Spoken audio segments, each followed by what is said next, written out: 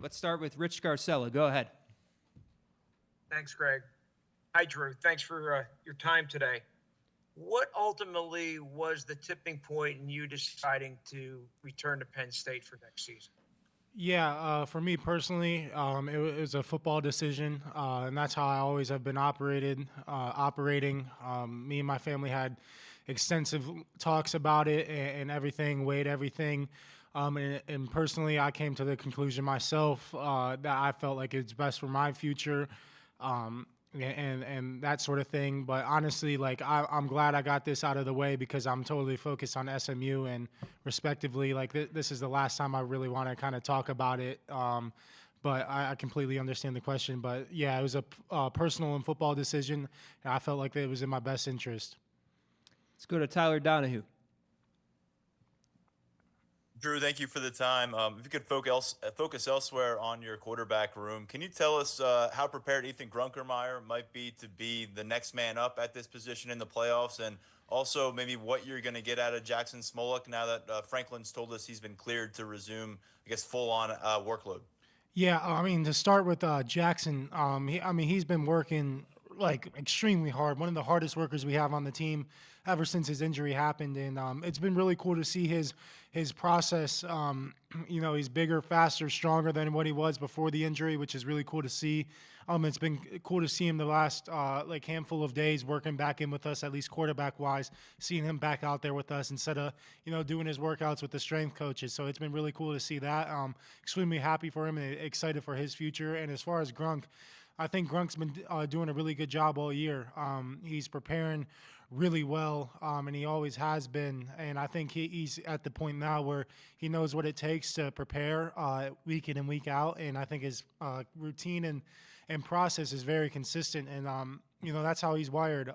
Kind of similar to me. Obviously, same quarterback coach. In terms of Brad, so we've always kind of been wired that same way, just with the way Brad coaches us. And I'm really excited for Grunk and Jackson in their futures because they have really bright futures ahead of them. Let's go to questions in the room. If you could raise your hand, let's start with John in the middle, and then we'll go to Mark afterwards. Hey, Drew. Obviously, Bo leaving impacts a lot of things, but how does it impact your preparation this week, kind of not having him in the room and getting ready for SMU without him?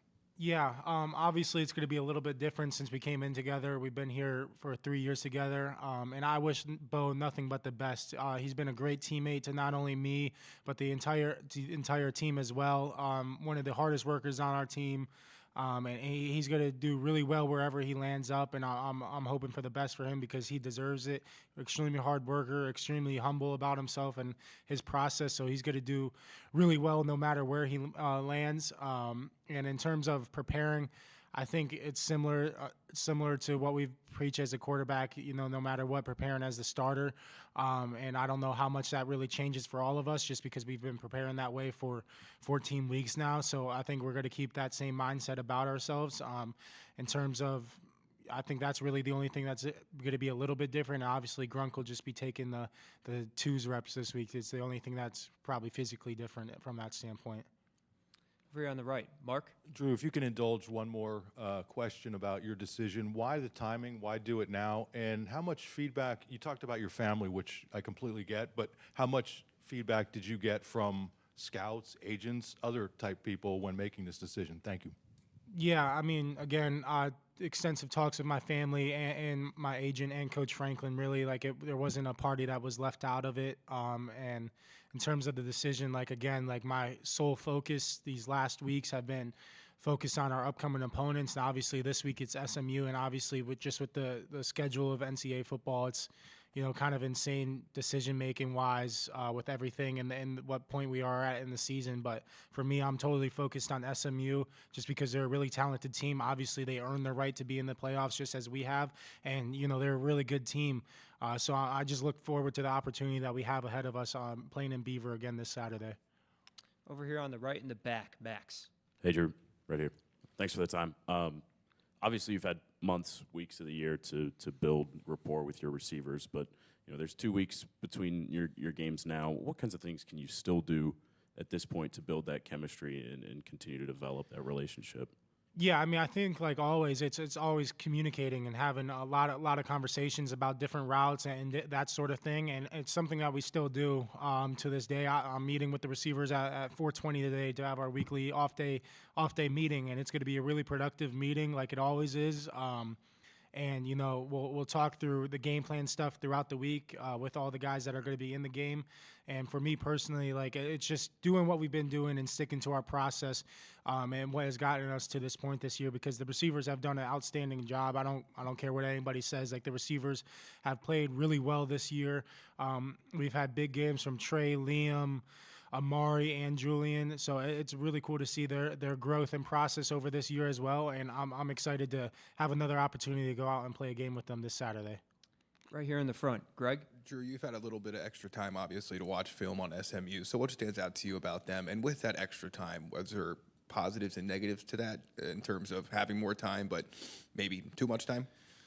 Yeah, I mean, I think it's definitely a balance. Obviously, I started watching SMU probably last week around Monday or something like that.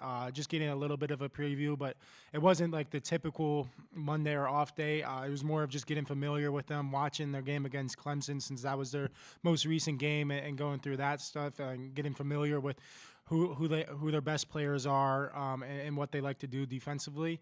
And I thought, overall, we had a really good plan of last week with our team when we got back to practicing, like focusing on ourselves and the things that we needed to correct from throughout the season, not just the last game that we played, but throughout the season, and common things that showed up for us that we need to address.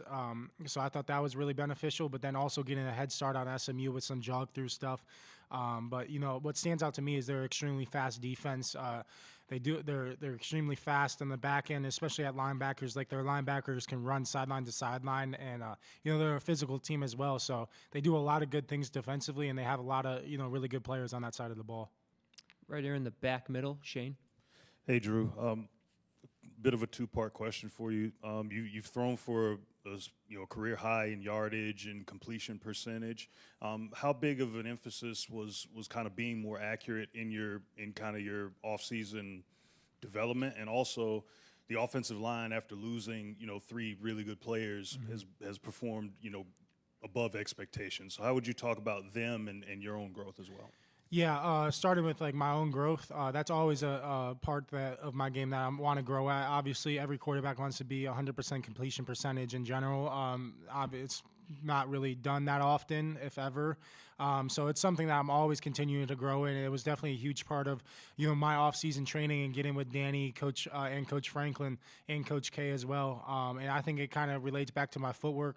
And I think one of the best things that we've done as a quarterback room is just talk through the reads and why we're using certain footworks on certain progressions, and keeping me in rhythm. And from that standpoint, when I feel like I'm in rhythm, like I feel like I'm really hard to stop, and that's when I'm at my best, is when I'm at rhythm, and that's when I'm accurate and delivering with anticipation and that sort of things, and giving receivers catchable balls where they're able to run after the catch and make a guy miss.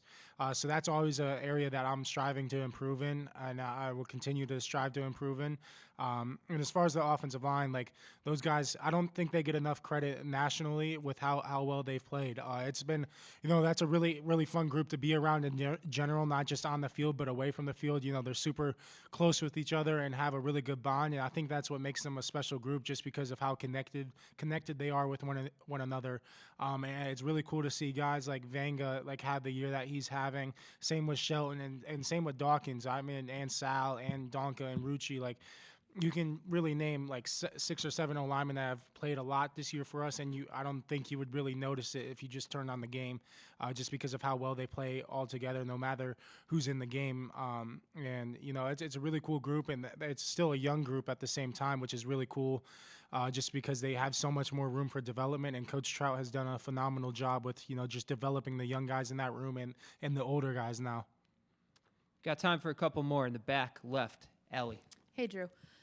When you think about Andy Kotelnicki coming here just about a year ago and your relationship with your offensive coordinator, obviously you had continuity with Danny still being here, but how much has Kay kind of unlocked a different side of you maybe, or obviously third year in the program as well helps, but when you look at this season, how has that relationship changed things for you, or how do you approach that?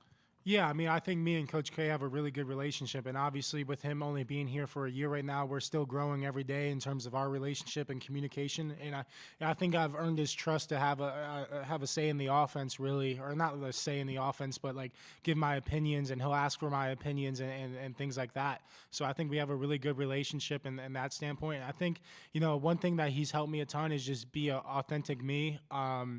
I think I've kind of shown that a couple times throughout the year, but yeah, I mean, I think he's just allowed me to be me.